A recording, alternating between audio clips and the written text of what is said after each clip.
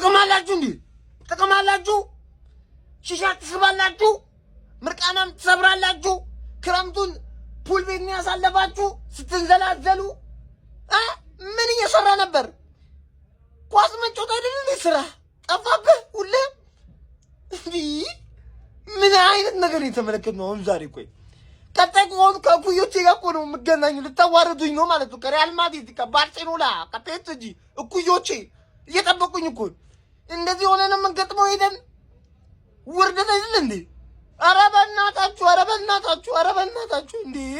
እንግዲህ ጀማው በመጀመሪያው የፕሪሲዝን ጨዋታ ዩናይትድ በሬክሰም ተሸንፎ ሰው አፍከቶናል ያላችሁ የመጀመሪያውን ሀፍ የገባ ነው እንደዚህ በዚህ በመታየት አሳላልፍ ነበር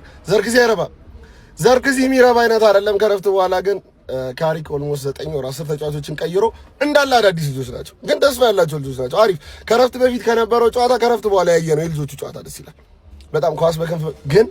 የመሃል ተጫዋች እንደሌለን ያየንበት ጨዋታ ነው ገብቷል በቃ የመሃል ብሩኖ ያለ ብሩኖ ይሄ ቡድን ያለ ብሩኖ ፈንክሽን እንደማያደርግ ያየሁበት ጨዋታ ነው አንድ ኳስ በመሃል አላለፈም ነው ብላችሁ በቃ የሆነ ቁጥሩ ስታቱን ገብታችሁት በቃ ምንም ድክም ያለ ሾቶን ታርጌት የሆነ ሁለት ምናምን ያለው ከረፍት በኋላ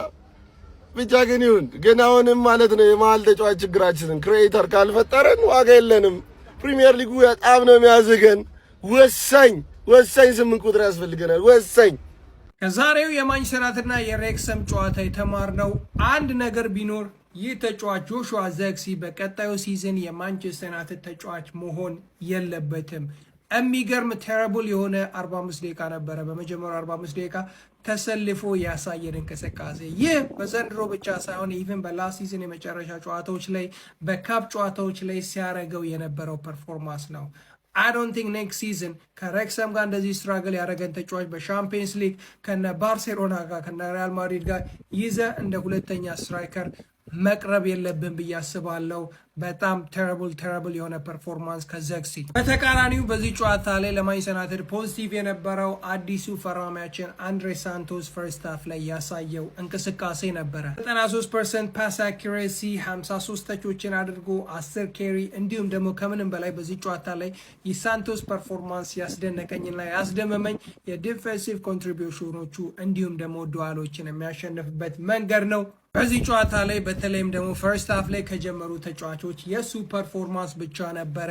ድንቁ ሰከንድ ሃፍ ላይ አይ ቲንክ ከመጀመሪያው አጋማሽም የተሻለ ፉትቦል ተጫውተናል በተለይም አብዛኞቹ የአካዳሚ ተጫዋቾች ከፈርስት ቲም ተጫዋቾች በተሻለ ሰከንድ ሃፍ ላይ ፐርፎርም ማድረግ ችሏል እነ ሼሌሲ ከነ ብራያን ምቤሞ ተንቀሳቅሰዋል እነ ኢተን ዊሊያምስ ከነ ዘርክዚ የተሻለ እንዲሁም ደግሞ በረኛችን ቪቴክ አይ ቲንክ ኔክስት ሲዝን ሁለተኛ ወይንም ደግሞ ሶስተኛ በረኛ መሆን ያለበት ሰከንድ ሃፍ ላይ የገባው ቪቴክ ነበረ ላስት ሲዝን በብሪስቶል ሲቲ የሚገርም ሲዝን አሳልፏል ድንቅ ነበረ ሁለት የሚገራርሙ ሴቮችን አድርጓል እነ ሼሌስም ቢሆኑ ኦልሞስት ፔናልቲ ለማስገኘትና ጎል ለማስቆጠር ተቃርቦ ነበረ ምንም እንኳን በፕሪሲዝን ጨዋታዎች ላይ ይሄን ያህል